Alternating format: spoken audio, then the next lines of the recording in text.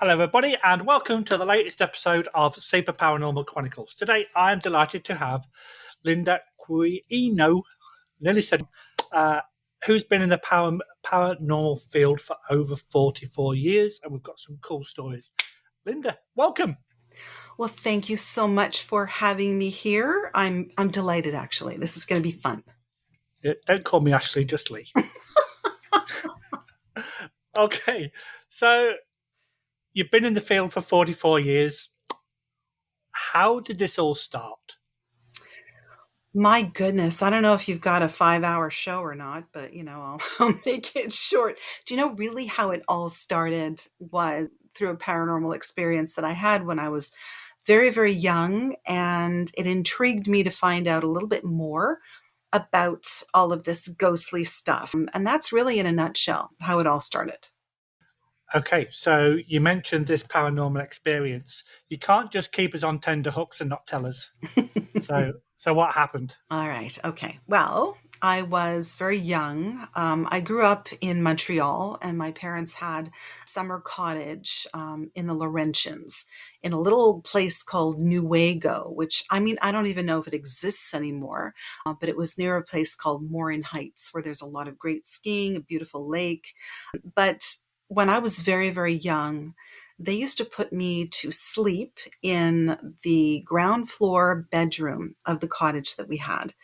And I used to see all kinds of different images sort of coming in and out, making faces at me, trying to get me to laugh, is what I interpreted it as. But I was really young. I was about maybe 4 or 5 years old. So to me, it was funny and it was strange, but I didn't think anything of it because, when you're little, what you see is what you get, right? And so I mentioned it to my parents at the time and said, yeah, there's all these funny people that are making faces at me. They're talking to me. They're smiling at me, and they have weird hats on. So my mom said, well, what kind of a hat? And I said, well, it's kind of a funny hat and it has a dent in the middle. So she didn't say anything. And a little while later, we were watching cartoons. And back then, we watched a cartoon called Dudley Do Right, the Canadian Mountie. And anybody in Canada would know what that cartoon was. And I pointed at the television and I said, that's the hat that they're wearing when they come in and out and they say hello to me in the bedroom. And my parents kind of looked at me and said, well, that's very interesting because your grandfather built the cottage over an old Mountie station. So that really intrigued me. And of course, as a child, in kindergarten or whatever, people would ask you questions about, what do you do and what are you interested in? And when I would talk about this experience, people in the playground would say, well, there's no such thing as ghosts. I mean, what, you think they're ghosts? And I'd say, well, yeah, I really do. And they'd say, well, there's no such thing. And then, of course, when nobody was looking, they'd kind of take me to the side and say, well, I had an experience too. So you're really not crazy. Let me tell you about mine. So that's really how it all started, very innocently as a child. Yeah, I love it how some people try and tell you that the paranormal doesn't exist. I had a friend last year when I told him I was a paranormal investigator. He laughed, and I went, "So you've got evidence to prove this, then, have you?" So, what do you mean? Well, if you think it's like garbage, you must have some evidence to prove that fact, and you could make a lot of money from that. Oh, well, no, it's just my personal opinion. So it's like, well, let me tell you something. Right. Okay. So these kind of things happened in your early life. So when you became a teenager and started realizing what the world was all about, how did that paranormal route take you then? Well, I've always been a bit of a voracious reader. So I really wanted to learn more about the paranormal field. And at the time, there were some great books out and some interesting television programs at the time, not kind of like what we have. We didn't have all the equipment and we didn't have, ghost hunters and all of that. But I used to read a lot about the paranormal. and order books from Scholastic about the paranormal. And what was great was that I put two and two together and realized that I really wasn't the only one having any of these experiences, which was really, really paramount to me. This was a big deal for me because I really wanted other people to share their experiences with me and to know that they weren't alone.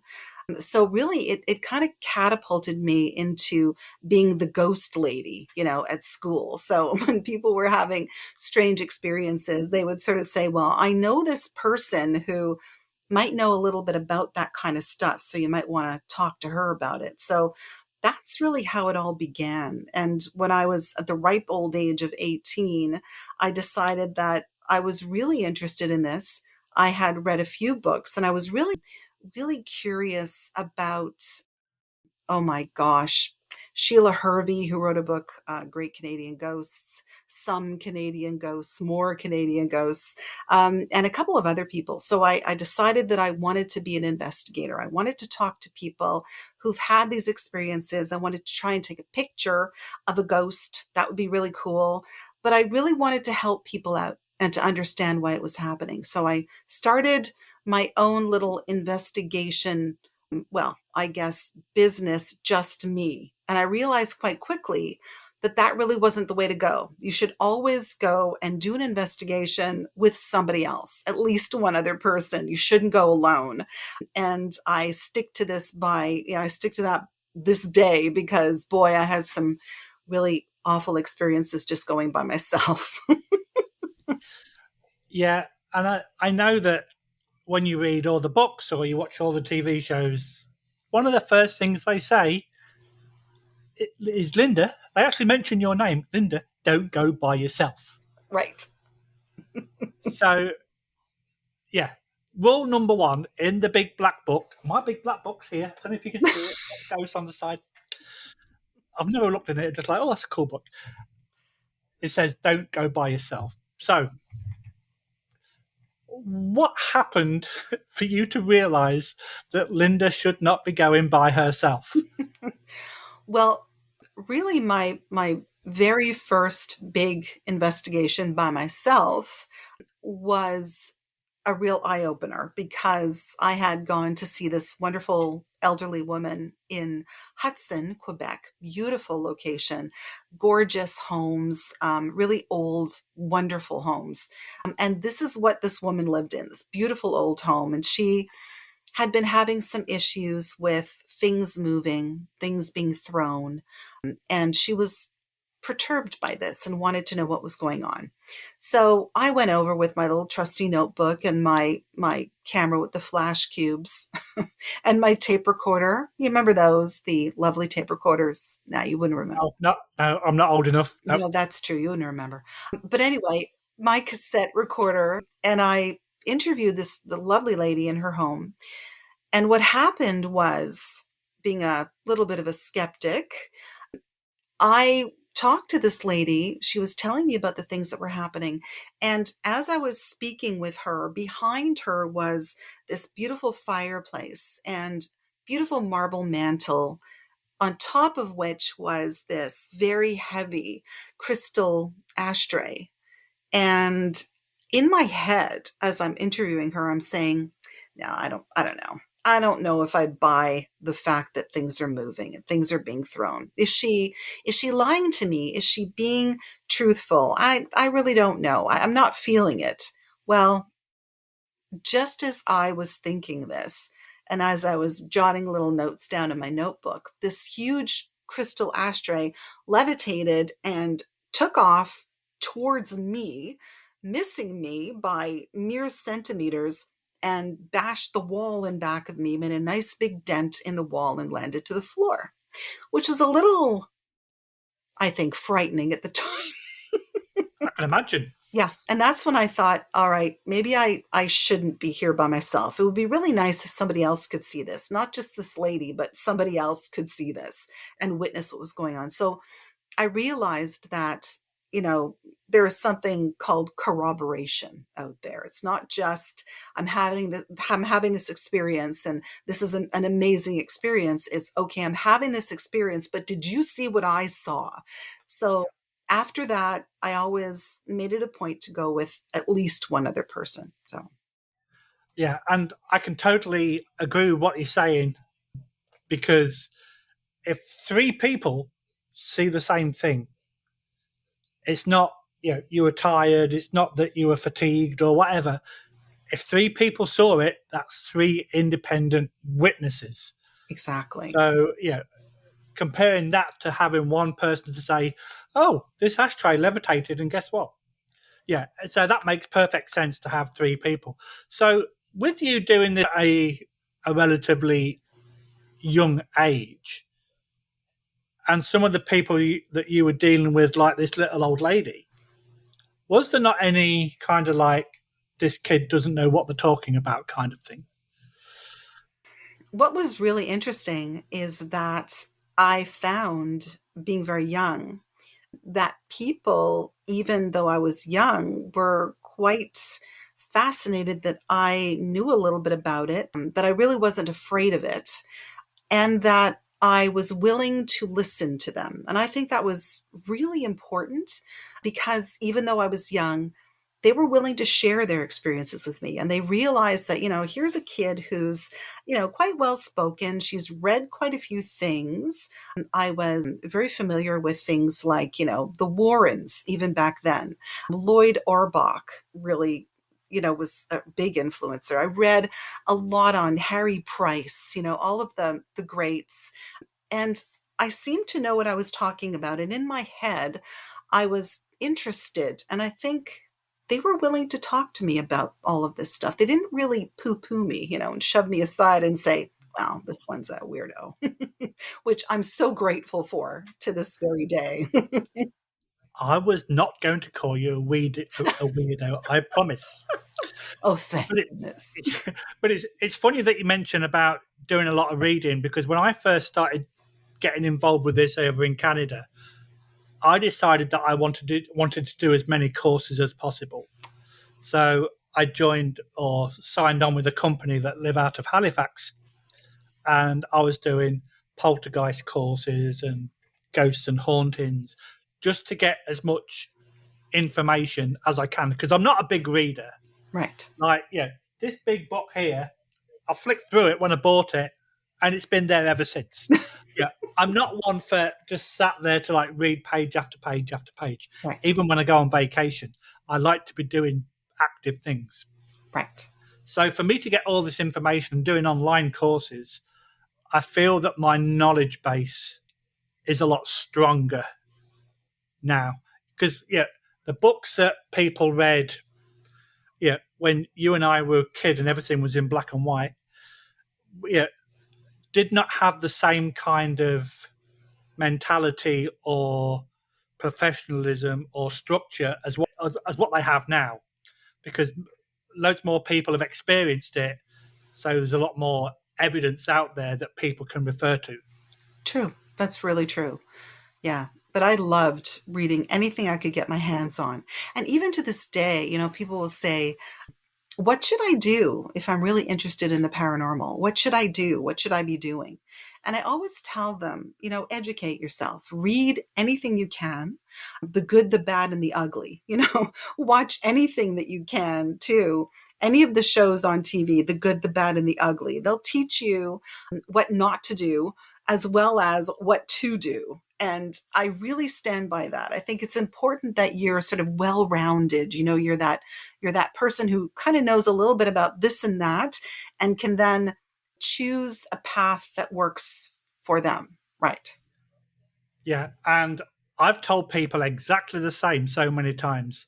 Like, there's so many different TV shows out there, and even on YouTube nowadays, there's so many different groups getting YouTube channels and stuff like that. But you have to take some of it with a pinch of salt. Oh, that door moved, but they don't show you what's behind the door. Oh, this toy rolled from off screen. Okay, did somebody throw it? So you've got to take them with a pinch of salt. And with all the investigations that we do, we make sure that everything is black and white, so to speak, Right. and we can prove and confirm everything. And if we have something that we're not sure about, then we will try and replicate it to see if we can debunk it.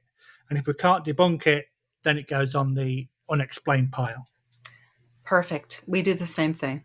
Yeah. Absolutely. So, talking of we, the royal we, what happened next? Oh my goodness. Well, what I did initially was just kind of tackle all of these little cases that came my way. And back then, of course, everything was word of mouth. We didn't have the internet, we didn't have social media, nothing like that. So everything came to me through other people, which even to this day is a really good thing because so many people don't like to share their experiences with other people for fear of ridicule or, other things. But so that happened until I got married and moved to Ontario from Quebec. And of course, I'm thankful because my husband is a real skeptic, but puts up with all of this. I mean, when he met me, he knew that I was a paranormal investigator and all of this. And honestly, when I moved to the Toronto area, I immediately started to continue doing what I was doing, investigating by word of mouth, connecting with people. But then, of course, the internet came. And in 1997, I managed to hook up with the Toronto Ghosts and Hauntings Research Society. I lived by then north of Toronto, and they needed someone to handle cases and questions north of Toronto. But they also needed an assistant director. So when the director at the time, who's Matthew Didier, realized that, okay, I guess she knows a little bit about what she's talking about, he then asked if I would like to become the assistant director, which was a fabulous experience. We got to go to really great places and host some very interesting gatherings at which a very important person in publishing would guest speak, and this was John Robert Colombo. So I was able to sit with John Robert Colombo, who has written a whole bunch of books about haunted Canada, haunted Toronto, haunted Ontario, and we could share all kinds of information. And that's, I think, the key to understanding a little bit about the paranormal, because, there are those common denominators of experience that I find so incredibly fascinating. So it kind of, organically grew from, 18 years of age to blah, blah, blah, where I am now. So, Yeah.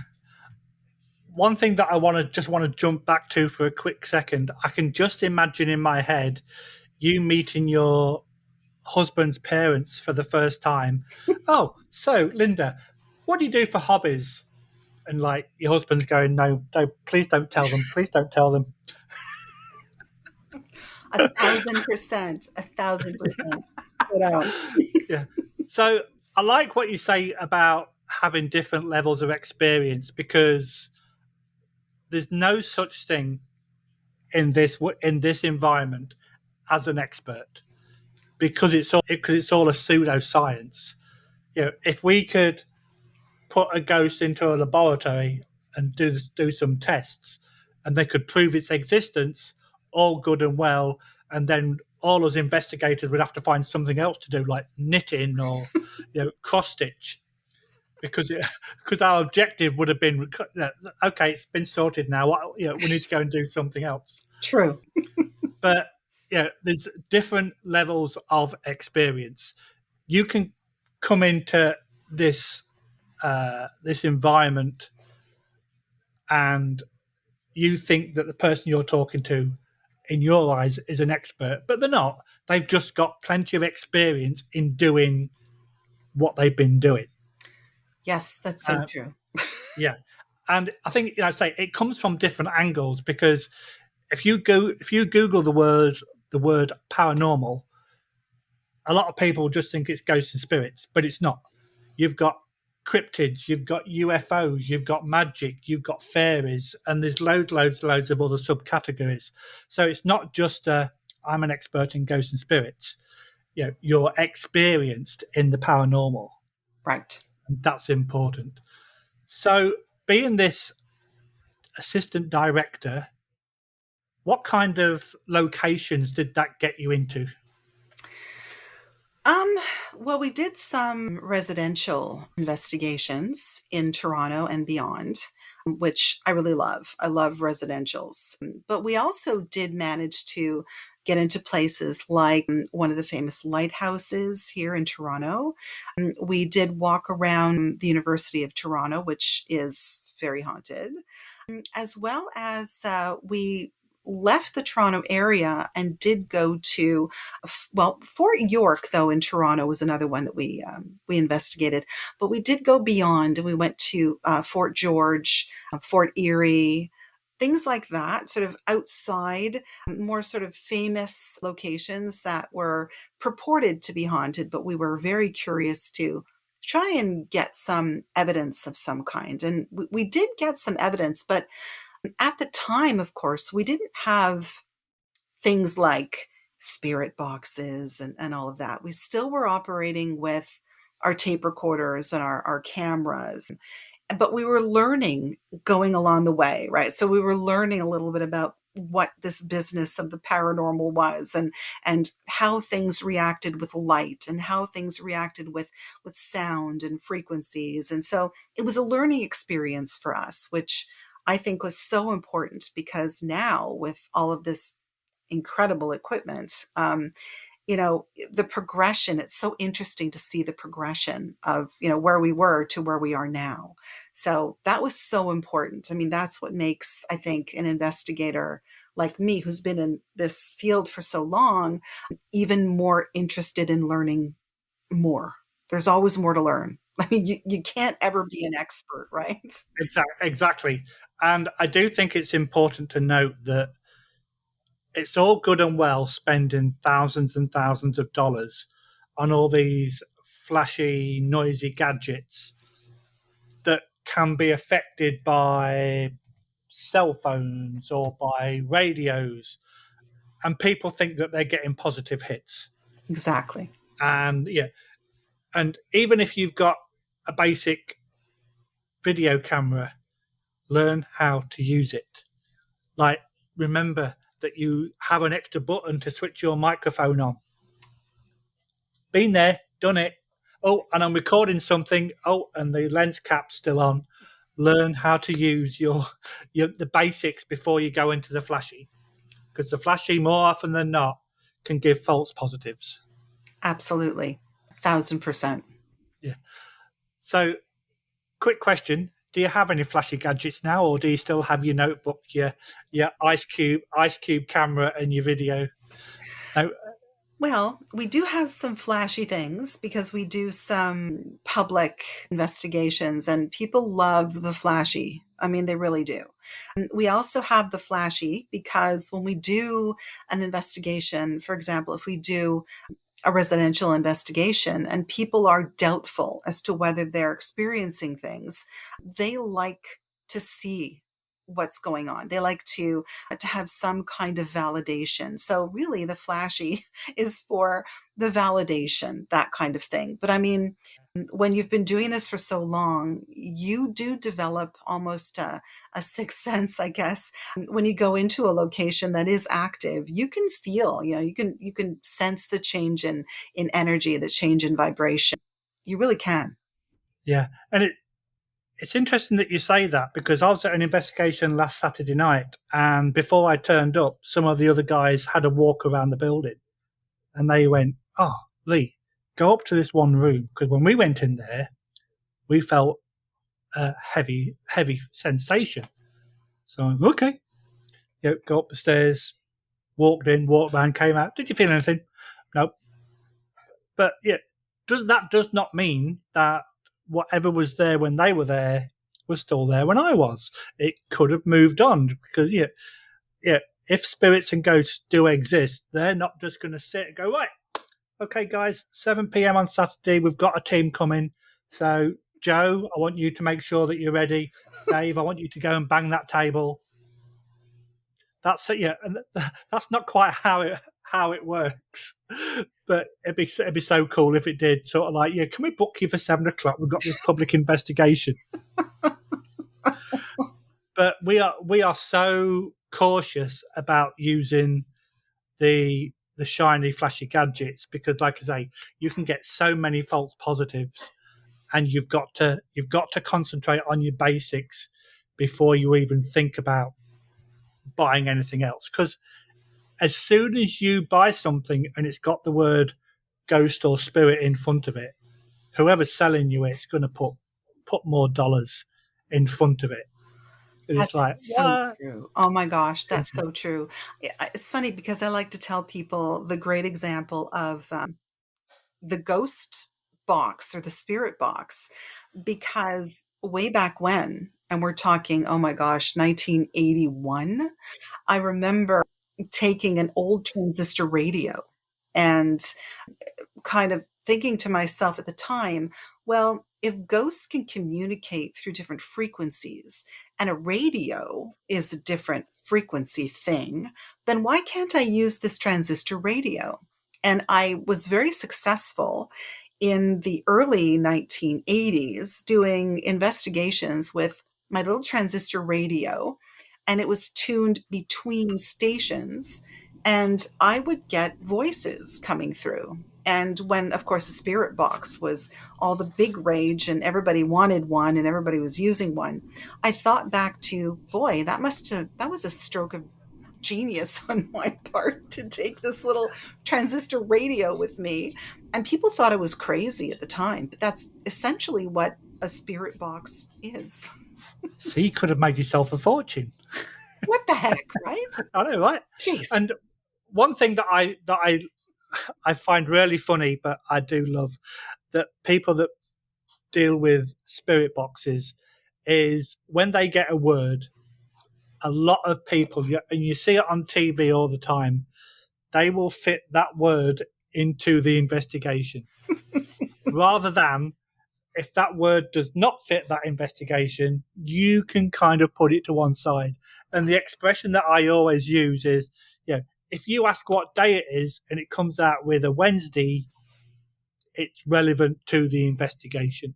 If you ask what day it is and it comes out with beefcake, Right. don't try and put beefcake into the what day of the week it is. Oh, on Wednesdays I have beefcake for dinner.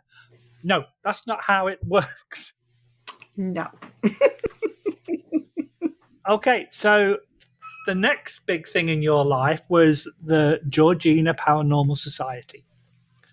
How did that come about? Well, it's very interesting that after having done what I did with the Toronto Ghosts and Hauntings Research Society, I felt that I needed a little bit of a break because I had small children at the time. And I thought, well, I'll just take a break and continue to freelance. If people need me, I'll just drag people along with me as my ears and my eyes. But then the local library asked if I would do a presentation on ghosts and hauntings because they had heard that I was the local ghost lady. And I thought, okay, sure. So in my mind, I thought, well, maybe 10 people might come. Well, there were well more than 100. And I thought that was Wow. brilliant. I was so thrilled that so many people locally were interested in the subject. So at the talk, I asked if I were to perhaps start a local team, would anybody be interested in joining? And so many people came forward. And at the end of it all, there were 7 people that started the society with me. And I have 5 now on my team. So people have come and gone over the years. And we've been 13 years now because I started it in 2012. But, that's kind of sort of how that all came about. But I was thrilled that so many people were interested in the subject. And when I started the Paranormal Society, one of my big things was that I really wanted to be out in the community. I wanted it to be a community group, and I wanted to have public meetings. and have people come who are interested in the subject matter, have people come who are local, maybe have a guest speaker, maybe a local psychic medium or something, to talk about, their take on the paranormal.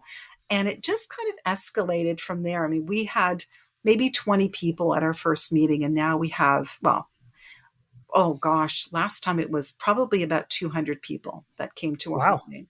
Well, it's great because we found a place to have the meetings for free. We have them at our local, one of our local funeral parlors. Whoa, whoa, whoa, whoa, whoa, whoa, whoa, whoa, whoa, whoa, whoa. Wait, hang on a minute. Hang on a minute. Yes. That's cheating because you can't have a meeting at a funeral home where potentially there's going to be an overload of spirits. I'm not having that. I'm not having that at all. That's funny. Well, interestingly enough, when we were looking for a place to hold the meetings, because we don't obviously charge for what we do, we don't have any cash on hand to pay for the rental of a location. I used to be a church secretary, so I knew the local funeral home people. And one of the local funeral, I know you're loving this. I know I can see it on your face. I'm just writing notes. I just love it. So one of the funeral directors offered the use of his space. He had a beautiful reception room which held about, 75 people on a good day. So he said, "Listen, it's not being used a lot. It's only being used for funerals. If you want to come and, do your meetings here, I won't charge you for that. It's great, no worries." So we started off at the funeral home in a local town close by named Sutton. And so we started off there, and it got so crowdedly that we had to move to another funeral home that seats I was 300. about to say, did you move to a bigger funeral home? Did. We moved to another funeral home, and I know the funeral director there as well, and she offered the location there, and it sits more than 300 people. And last time we were almost full house. I mean, it was ridiculous how many people are interested in this. I mean, ridiculous, yes, but great ridiculous, because it's so good to see that people are open to discussing the paranormal, and so many people have had experiences, and it's a safe place to share experiences and to kind of put people together who've had them. And when you're a paranormal investigator such as us, it's also a really good venue to meet people who are interested in talking to you. And if it's a haunted location that they believe that they are living in or working in, it gets you that in so that you can investigate, you can educate, you can do all of those wonderful things. Yeah. I I just had the vision of the scene in the Patrick Swayze movie Ghost, where when everyone was told to get out, people just stood up and then walked through the walls. I don't know why I'd got that in my head, but it's just like, yeah, there's 300 people. Okay, but how many of them are living? I love it. So that's one of the best things I've heard today so far. That's fabulous. I'm going to have to go down to the local churchyard and see if we can borrow their hall. Right? But it's right about the enthusiasm though, because of all the shows that have been on TV, it's becoming more into the everyday life now. People are not so afraid to talk about their experiences, especially if they know that someone's not going to ridicule them. I have a work colleague who has wrote a couple of books, and he was writing one on demonology. And as soon as he found out I was a paranormal investigator, he wanted me to come and visit his house because he was experiencing noises in his basement. But it only kind of happened when he was writing his book on demonology. Fascinating. So, yeah, so we had to go and investigate, and we have to go back this year, hopefully. But yeah, being busy and such like.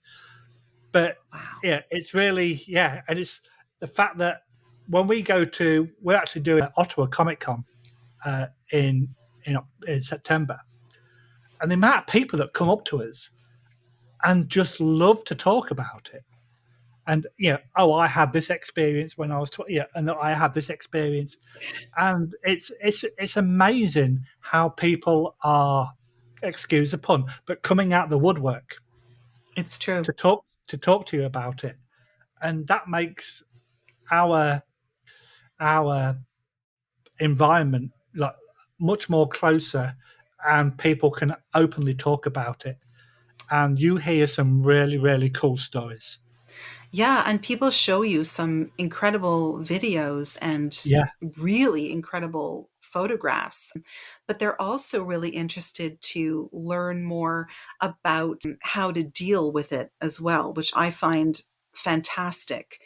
And there's so many people out there that love to share their experiences, and they know that when they come to our meetings, that nobody there is going to say, "Oh, wow, that's a weirdo," or "That person's lost it."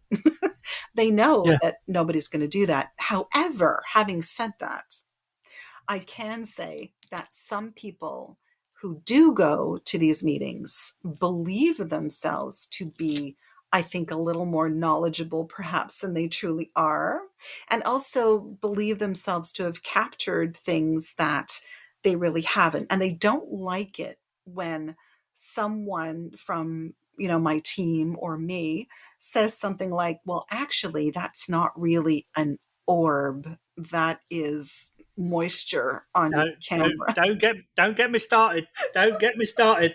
Right? Right. Yeah, yeah, Right. and that's it. But a lot of this is ignorance as well, Yeah. because people don't know the difference. And for us to go up and to educate them in a nice way, Yes. then they kind of realize. But there are some orbs that you cannot explain. Oh gosh. We had one a few weeks ago that we've had 3 or 4 different people look at it, and nobody can explain what it is. They give us suggestions, and we've gone, no, we check for that, we check for this, we check for this, and we can't explain it. So there are still parts of the unknown out there. So not every orb is a ghost, but some orbs we just can't explain, True. which that makes it more interesting. Yes. So moving along, you've been on TV as well. I have been on TV. 3 seasons of Paranormal Survivor, where not only did I meet some really interesting people, but where they called us all paranormal experts. Which all of us, it was so funny when between tapings we would sit and talk. And I mean, I met some wonderful people. Michelle DeRoche is wonderful, Katie Turner, but we would all look at each other and say, oh God, yeah, paranormal expert. Oh, I don't like that. But I did love the experience because doing Paranormal Survivor, we were asked to read different cases, and they were all over the world, really, mostly of course North America, but they were fascinating. They dealt with all kinds of different topics, but they were actual cases from other paranormal groups, and we were asked to comment on them throughout the episodes, which was a great thing. I got to meet some great people and I got to learn a lot. Again, we're talking about those common denominators, right? Of experience. It was a great experience for me. And just the I don't know, just the idea of knowing that somewhere in BC, there's someone who's having almost the exact same experience as a person in Halifax, Nova Scotia, or Ottawa, or Montreal is great because there are experiences that, as you know, are so similar. I mean, it's just you could write a textbook. For sure, for sure. Did you actually go on any investigations with Paranormal Survivor, or was it just kind of like a review board? It was like a review board. We each were given different, I guess, cases to comment on. But how I got involved initially was season 1. The producers were reaching out to paranormal groups throughout North America. So I got an email, just a blanket email to say, listen, we're looking for cases for this TV show. And in this show, we want to share different cases, different experiences people have had. So if you have any, it would be great if you could possibly send them along. So there were a few. I sent along some cases, spoke to the people involved. Some of them didn't want to be involved and said no, but there were a few that did want to be involved. So that's how it all started. I sent some cases over and they took them on. The reenactments were crazy. I don't know. Television, it's all for good TV, Lee, as you know. Yeah, for sure. However, they So, were they were actual cases, and that was fabulous. and that's the weird thing. If you have to reenact something that somebody's experienced, if somebody's watching that for the first time, they're going to go, "There's no way is that real." Like, your ashtray flying past your head. Right, Yeah. Well, if you reenact that, people are going to go, "That's fake," but you were there when it happened. right. So, yeah, I know that unfortunately there are fakery out there, which is really sad in this day and age, and people do try and do it to make money. But when you've got that genuine case or that genuine story, and you get a wow factor, it's like it makes things like you're just speechless at the time, and it's like that is so cool. Yes, true. And you must have had numerous times on Paranormal Survivor when you thought, Absolutely. Oh, yeah. I remember reading the cases when they came to me and thinking, again, oh my gosh, imagine if I'd been that person, what would I have done? And then again, saying, well, as an investigator, and well, you know yourself, when people tell you about the experiences that they've had, and there's 5 or 6 of them in the room that have had the same experience, and they're telling you this firsthand, yeah, the wow factor is pretty yeah, incredible. Yeah, yeah, it was yeah, amazing. and that's it. It's like I said earlier about multiple people experiencing the same thing. Yes, They may not have experienced it at the same time, but if they're in one particular room of a location and they've experienced something, and they all come out and say, "Well, I experienced something similar," right. there's got to be something there, right? It's not massive delusional, whatever. Something is happening that we cannot explain. Absolutely. And the Yeah, fear. I mean, when people tell you about what's happening, I worked a case a while ago, and this entire family, they were sleeping on mattresses in their living room because they did not want to sleep in their bedrooms. Things were being thrown at them. They felt pushed. They just felt that there was something there that didn't want them to be there.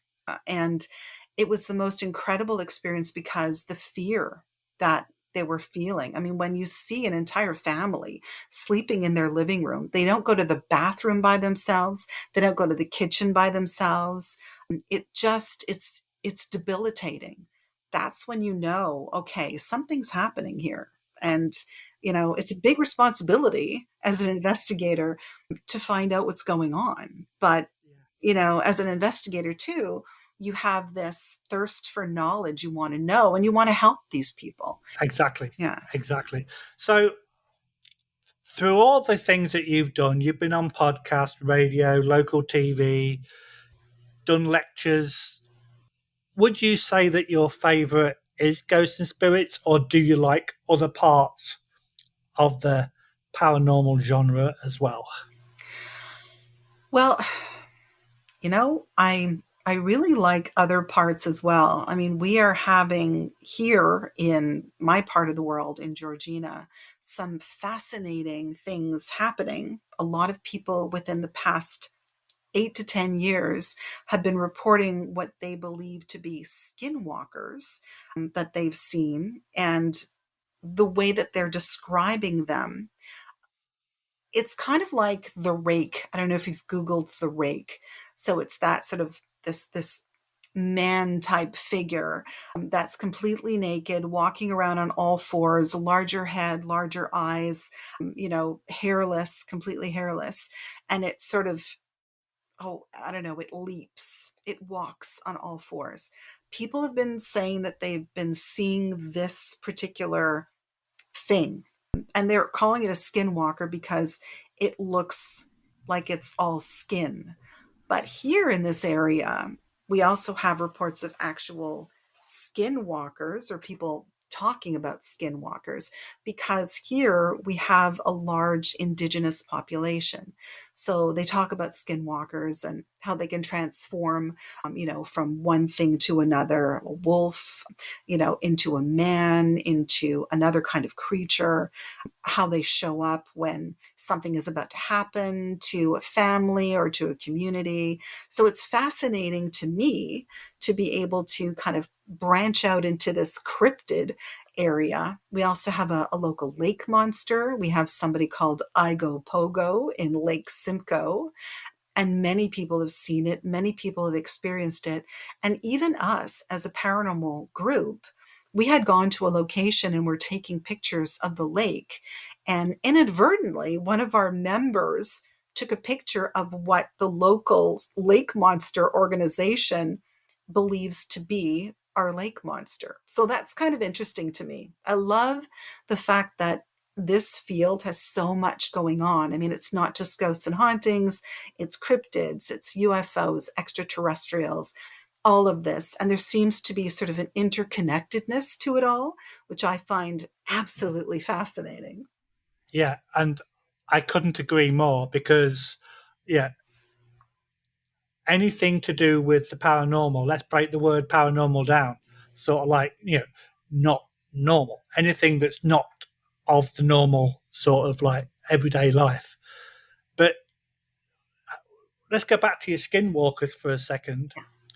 Have you actually done any, I hate to say that, any digging into potential culprits or potential creatures? Have you actually looked into it to see what it could be? Because if you mention a creature that's hairless, and on all fours, potentially it could be an animal that's got, is it mange or mage or whatever you want to, where all the all the hair falls off. So to investigate it and to say that it's a skinwalker, yeah, have you done any investigation to kind of clear things up for yourself?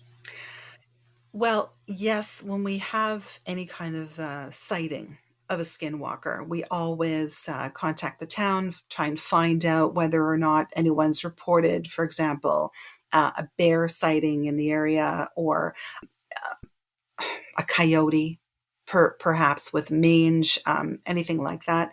So we will contact the local wildlife people to find out if there's anything that people have seen, if there's an animal in trouble. We do have a panther, apparently a local panther that people have seen throughout the years.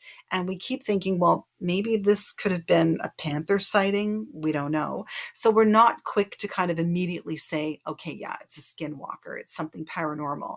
To do so would be, a horrible thing in the field. But, as you know, most people in the field these days, they tend to love the sensationalistic aspect of it all, and they'll go to that. We don't go to that. Yeah, We think yeah, it's interesting, and we think it's fun to maybe go there for 5 minutes and think, wow, that could be paranormal.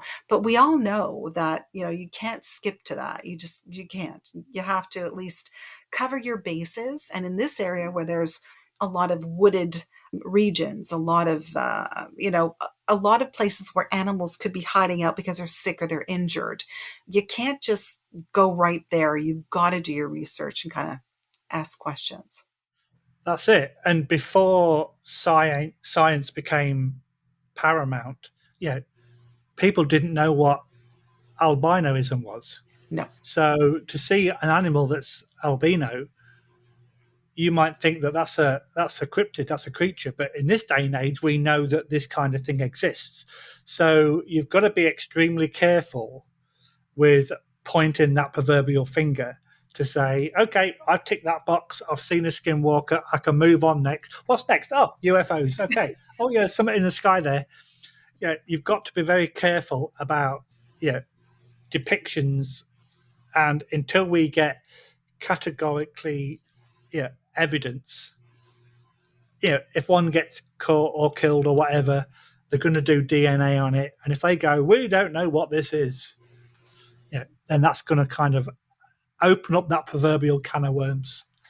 That's exactly true. I mean, I remember, oh, gosh, years and years ago, telling somebody, okay, we're never going to know anything about all of this. And until a dead guy, taps me on the shoulder and says, hey, I'm a dead guy. Let me tell you about the nature of reality. I mean, we're never going to know.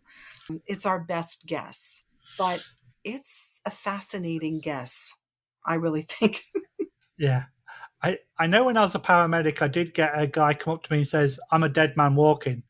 But then he kind of started to abuse us and we got him arrested. But I don't think he was dead, I'm pretty sure. But the police took him away. Oh, no.